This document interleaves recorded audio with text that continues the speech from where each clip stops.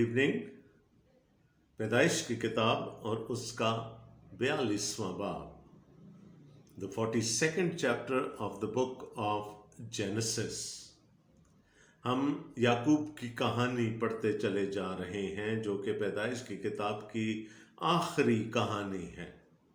पैदाइश की किताब यूसुफ की कहानी पर ही ख़त्म हो जाती है, लिहाजा अब हम उस आखिरी सेक्शन में हैं पैदाइश की किताब के जहाँ पर हम यूसुफ की कहानी को देख रहे हैं। और अभी तक हमने उस मदो जसर को देखा, उस उतार और चढ़ाव को देखा जो कि यूसुफ की ज़िंदगी में आता रहा। और पिछले बाब के आखिर में हमने देखा कि कैसे खुदा ने उसको सरफराज किया और वो पूरे मुल्क मिस्र में दूसरे दर्जे का हाकिम बन गया। He was second to the फ़ारो। और कैसे खुदावंद ने उसको हिकमत दी और कैसे उसने 7 सालों में गल्ला जमा किया ताकि अगले 7 सालों में उस गल्ले को इस्तेमाल किया जा सके। और 41वें बाब की आखिरी आयत में हमने पढ़ा था, और सब मुल्कों के लोग अनाज मोल लेने के लिए यूसुफ के पास मिस्र में आने लगे क्योंकि सारी ज़मीन पर सख्त काल पड़ा था। अब यूसुफ को अपने बाप और भाइयों से बिछड़े हुए कई साल गुजर गए। हमने देखा था कि 13 साल हो गए थे कि जब वो मुल्क मिस्र में आया, जब खुदावंद ने उसको सरफराज किया। इस दौरान उसके भाइयों ने तो यकीनन कोई कोशिश नहीं की कि जाकर उसको मिस्र में ढूंढे। खुदा का कलाम हमें यह भी नहीं बताता कि क्या यूसुफ ने कोशिश की अपने बाप से, अपने भाइयों से ताल्लुक पैदा करने की, क्योंकि वो कर सकता था।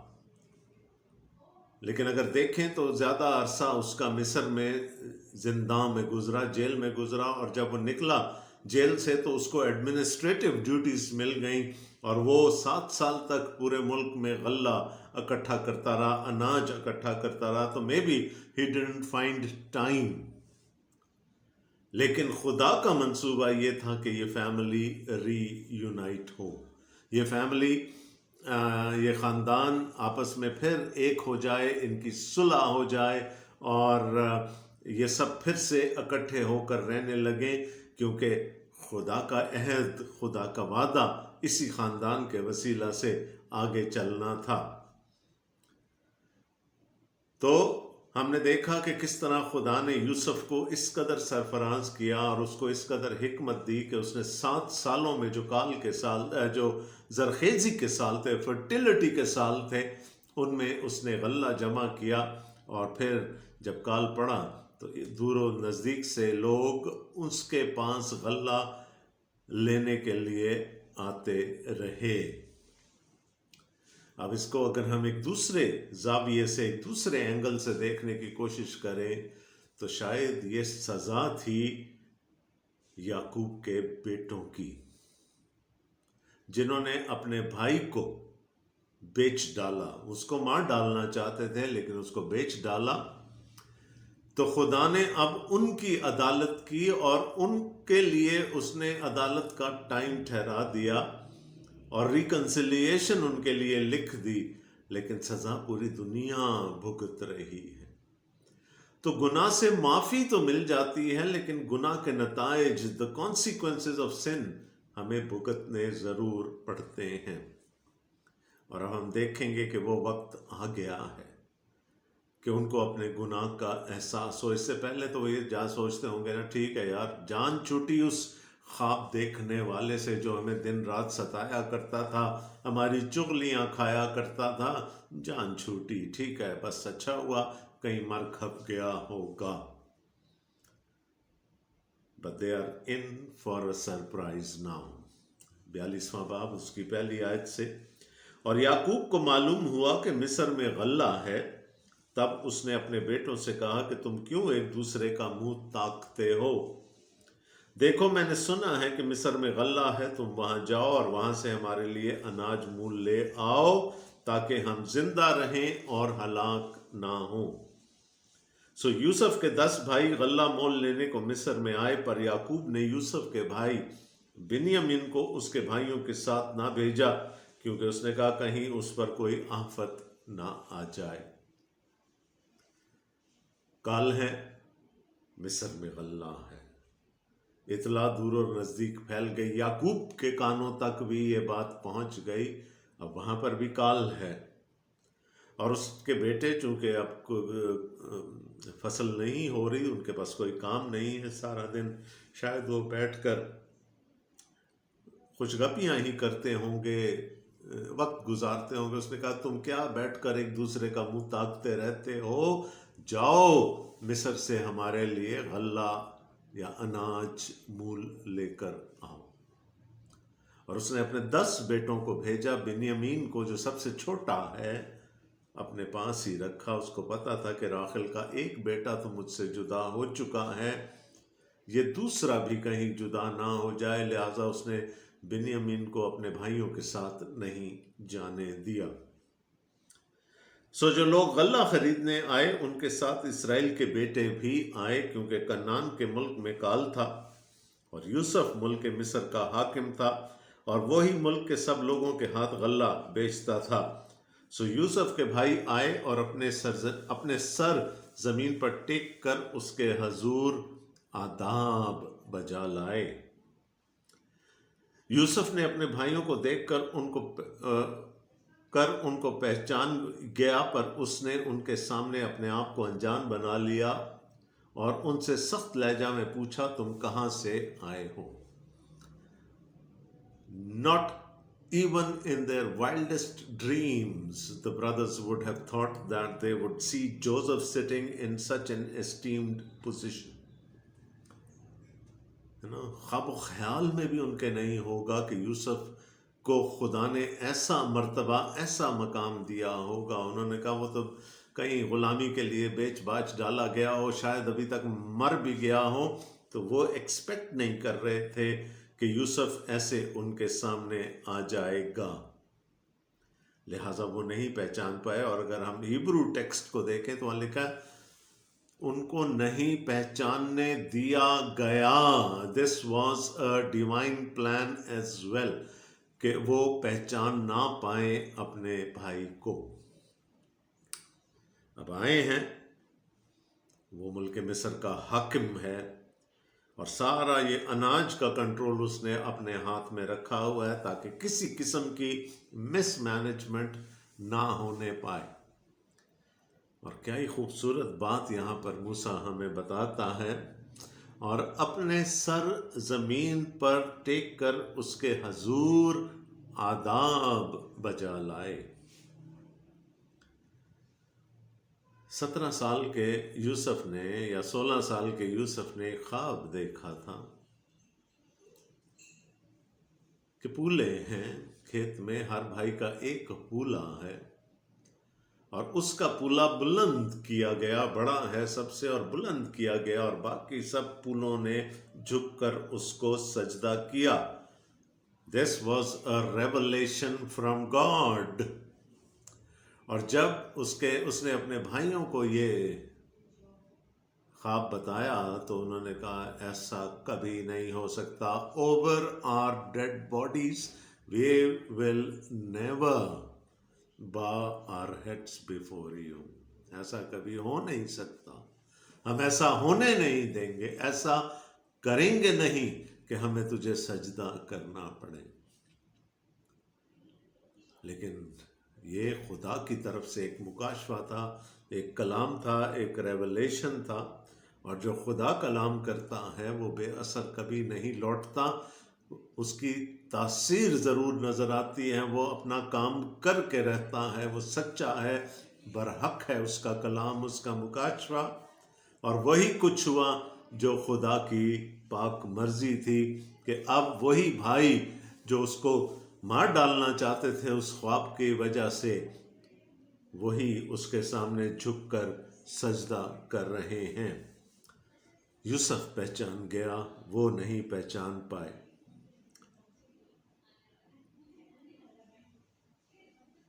यूसुफ अपने भाइयों को देखकर उनको पहचान गया, पर उसने उनके सामने अपने आप को अनजान बना लिया और उनसे सख्त लहजा में पूछा, तुम کہاں سے آئے ہو؟ انہوں نے کہا کنعان کے ملک سے اناج مول لینے کو.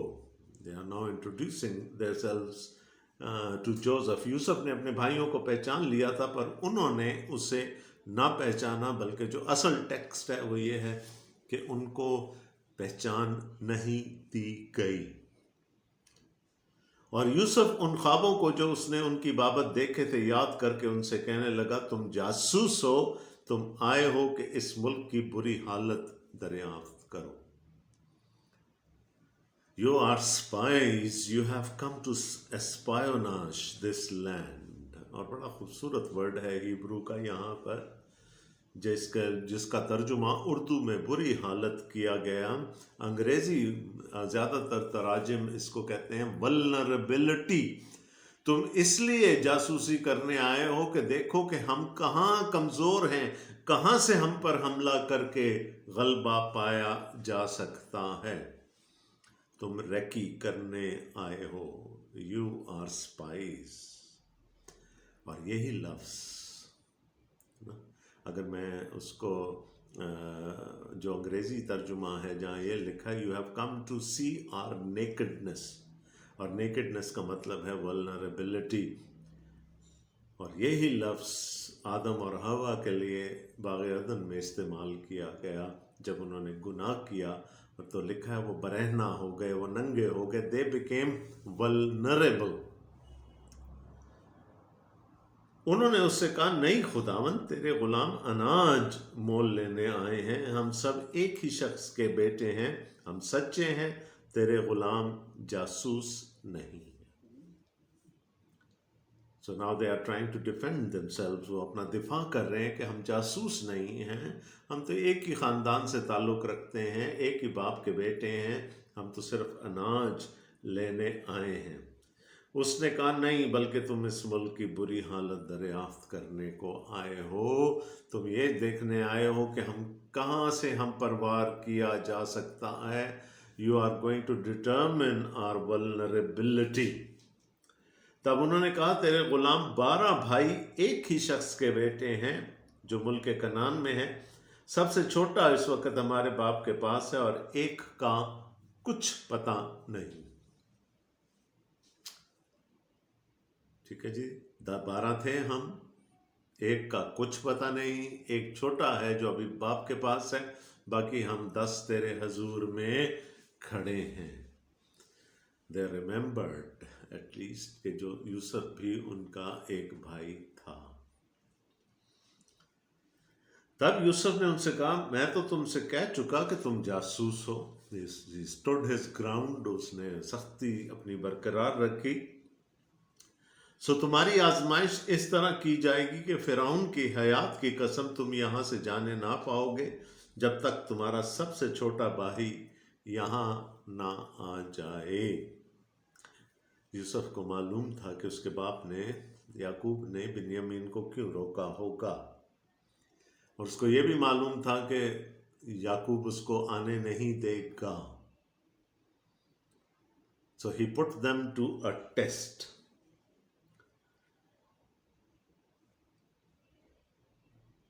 اپنے میں سے کسی ایک کو بھیجو کہ وہ تمہارے بھائی کو لے آئے اور تم قید رہو تاکہ تمہاری باتوں کی تصدیق ہو کہ تم سچے ہو یا نہیں، ورنہ فرعون کی حیات کی قسم تم ضرور ہی جاسوس ہو. اور اس نے ان سب کو 3 دن تک اکٹھے نظر بند رکھا. اب وہ سختی کر رہا ہے، not that وہ کوئی بدلہ لینے کی کوشش کر رہا ہے، بٹ اس کو اپنے باپ سے ملنا ہے. He is going to set the grounds کہ جہاں اس کا باپ اس کے پاس آ سکے اور وہ اپنے باپ سے دوبارہ مل سکے. تیسرے دن ہے نا، تیسرا دن بائبل مقدس میں بہت امپورٹنس کا حامل ہے. 3 کا عدد جو ہے وہ ریولیشن کا عدد ہے، مکاشفے کا عدد ہے. اب کچھ ریویل ہونے والا ہے. اور تیسرے دن یوسف نے ان سے کہا ایک کام کرو تو زندہ رہو گے کیونکہ مجھے خدا کا خوف ہے. not because of your sakes but I fear the Lord. مجھے خدا کا خوف ہے. اگر تم سچے ہو تو اپنے بھائیوں میں سے ایک کو قید خانہ میں بند رہنے دو اور تم اپنے گھر والوں کو کے لیے کھانے کو اناج لے جاؤ اور اپنے سب سے چھوٹے بھائی کو میرے پاس لے آؤ، یوں تمہاری بات کی تصدیق ہو جائے گی اور تم ہلاک نہ ہوگے۔ پہلے اس نے کیا کہا تھا؟ ایک جائے گا، باقی میرے پاس رہیں گے، نو بھائی میرے پاس رہیں گے۔ اب اس نے ریورس کر دیا اپنے ڈیسیجن کو، اس نے کہا 9 جا سکتے ہیں، ایک میرے پاس رہے گا ایز گارنٹی۔ سو انہوں نے ایسا ہی کیا اور وہ آپس میں کہنے لگے کہ ہم دراصل اپنے بھائی کے سبب سے مجرم ٹھہرے ہیں، کیونکہ جب اس نے ہم سے منت کی تو ہم نے یہ دیکھ کر بھی کہ اس کی جان کیسی مصیبت میں ہے اس کی نہ سنی، اسی لیے یہ مصیبت ہم پر آ پڑی ہے۔ They are under God's judgment now and they know it. They know it that they are under God's judgment. وہ خدا کی عدالت کے نیچے ہیں، اور اب ان کو یہ بھی پتا ہے کہ وہ کیوں خدا کی عدالت کے نیچے ہیں۔ They know that. ان کو پتا ہے۔ اس نے کہا ہم نے اپنے بھائی کی چیخوں کی بھی پرواہ نہیں کی تھی اور اس کی مصیبت کو بھی دیکھا، اور ہم نے اسے حز اٹھایا، لطف اٹھایا اور اس کی نہیں سنی، اس لیے یہ مصیبت ہم پر آ پڑی ہے۔ That is why we are being judged now. میں نے کہا تھا گناہ کی معافی ضرور ہوتی ہے، لیکن اس کے consequences، اس کے نتائج ہمیں بھگتنا پڑتے ہیں۔ تب روبن بول اٹھا، کیا میں نے تم سے نہ کہا تھا کہ اس بچے پر ظلم نہ کرو اور تم نے نہ سنا؟ سو دیکھ لو اب اس کے خون کا بدلہ لیا جاتا ہے۔ He being the eldest, the first born، وہ جگہ جگہ لیڈرشپ کا رول حاصل کرنے کی کوشش کرتا، اور یہاں پر بھی وہ کہہ رہا ہے کہ میں نے تمہیں منع کیا تھا، اینڈ ایکچولی he did۔ اور ان کو معلوم نہ تھا کہ یوسف ان کی باتیں سمجھتا ہے، اس لیے کہ ان کے درمیان ایک ترجمان تھا۔ ان کو پتہ نہیں تھا کہ یہ باتیں ساری یوسف سن رہا ہے اور اس کی سمجھ میں بھی آ رہی ہیں، کیونکہ ان سے ملتے وقت ان کے درمیان ایک انٹرپریٹر، ایک ترجمان ہوتا تھا۔ تب وہ ان کے پاس سے ہٹ گیا اور رویا، اور پھر ان کے پاس آ کر ان سے باتیں کی اور ان میں سے شمعون کو لے کر ان کی آنکھوں کے سامنے اسے بندھوا دیا۔ He wept. He wept. جب اس نے سارے بھائیوں کے منہ سے یہ اقرار سن لیا، کنفیشن تھی یہ اسی وجہ سے ہمیں سزا مل رہی ہے کہ جب ہم نے اپنے بھائی کو اس طرح سے تکلیف میں ڈالا تھا، اور جب اس نے یہ کنفیشن سنا تو وہ رو پڑا، لیکن بھائیوں کے سامنے نہیں، علیحدگی میں جا کر وہ رویا اور پھر واپس آیا۔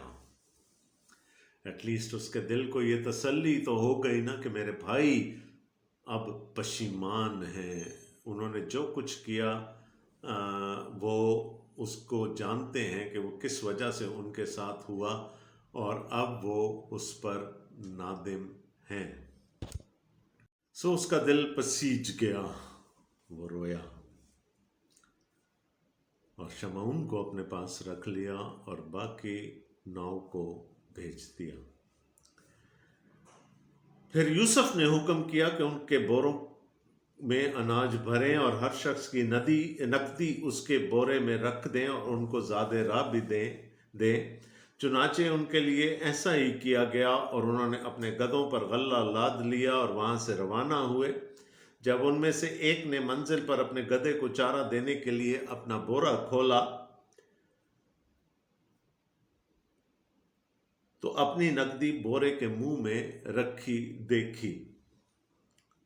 تب اس نے اپنے بھائیوں سے کہا کہ میری نقدی پھیر دی گئی ہے، وہ میرے بورے میں ہے، دیکھ لو۔ پھر تو وہ حواس باختہ ہو گئے اور ہکا بکا ہو کر ایک دوسرے کو دیکھنے لگے اور کہنے لگے خدا نے ہم سے یہ کیا کیا؟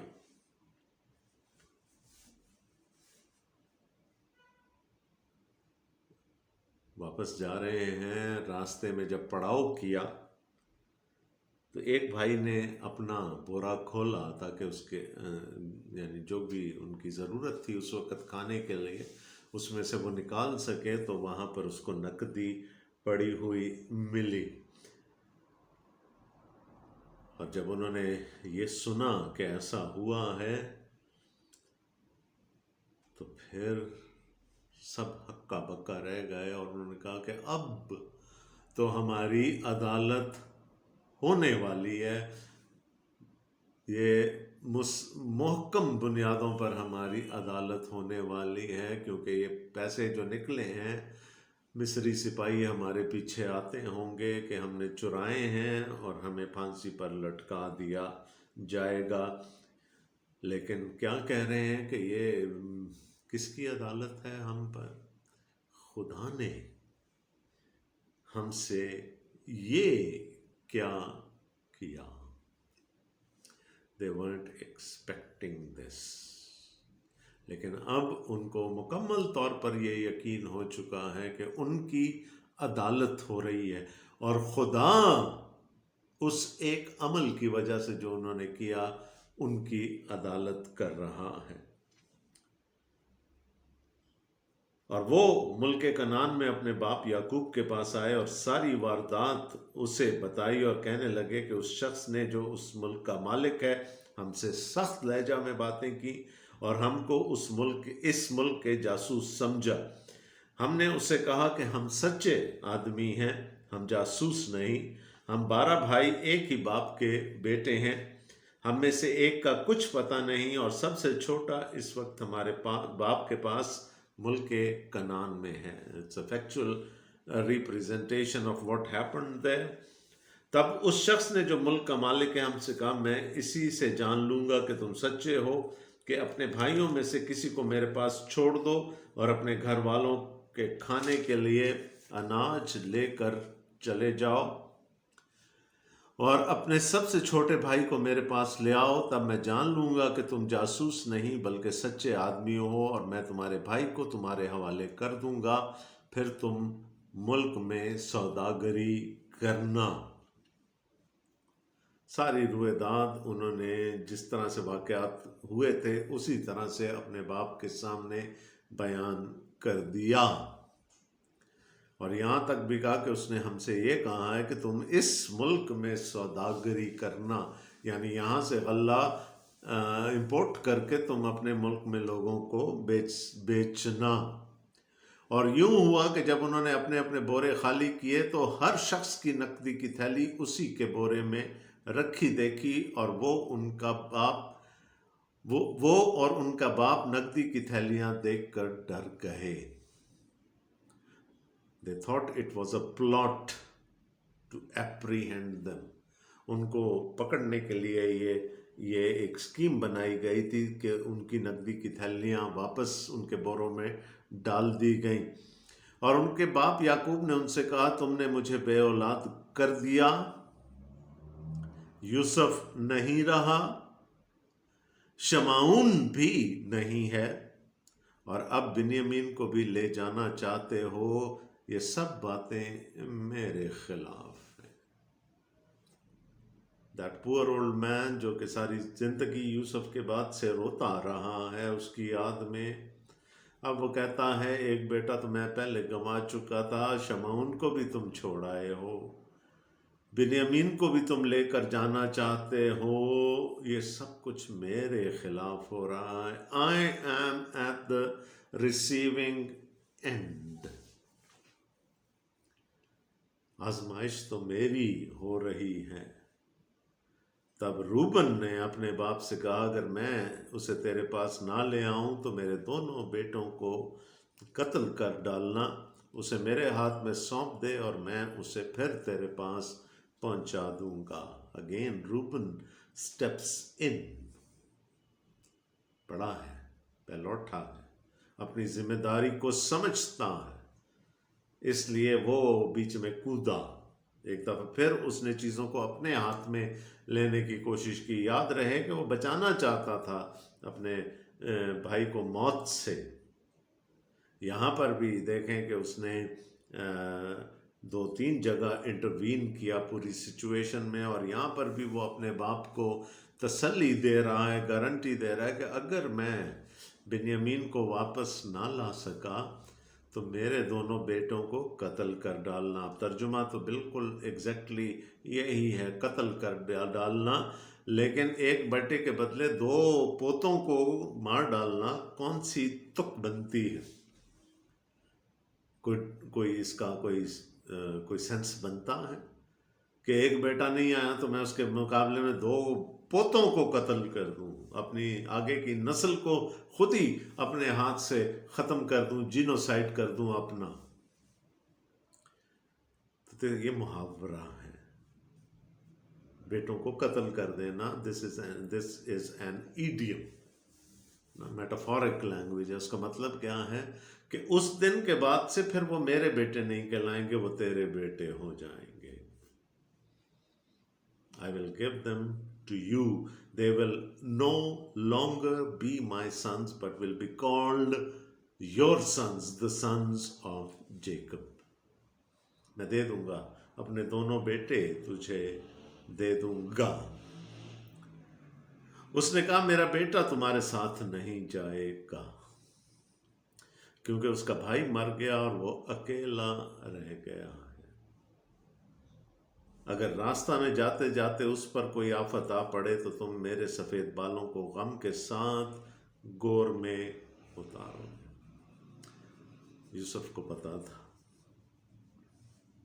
یوسف کو پتا تھا کہ میرا باپ میرے بھائی کو، جو میری ماں کا بیٹا ہے، راخل کا بیٹا ہے، اس کو کبھی نہیں آنے دے گا۔ اس لیے اس نے یہی شرط رکھی تھی باقی بھائیوں کے سامنے کہ سب سے چھوٹے کو لے کر آ جاؤ تو میں تمہیں آزاد کر دوں گا، میں وہ جو الزام تم پر لگا ہے کہ تم جاسوس ہو اسے میں تمہیں بری کر دوں گا، and you will be a free people, you will become merchants. لیکن inside, deep inside, Joseph knew that his father is not going to let Benjamin come with them. میں نہیں جانے دوں گا۔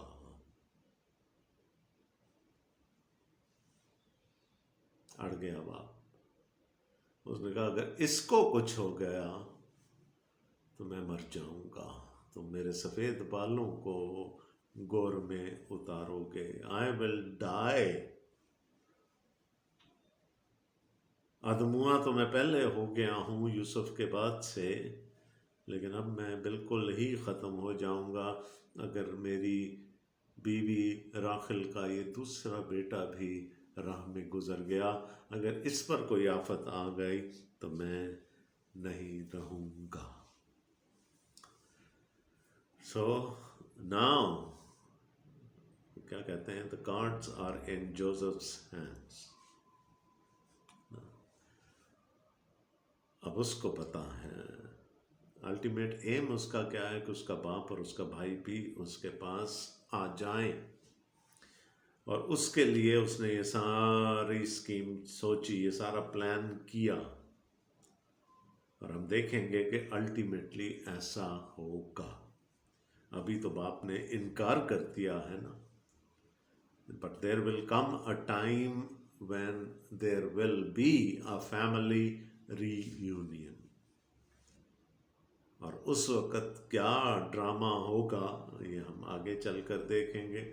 تب تک کے لیے خداوند آپ سب کو بڑی برکت دے، آمین۔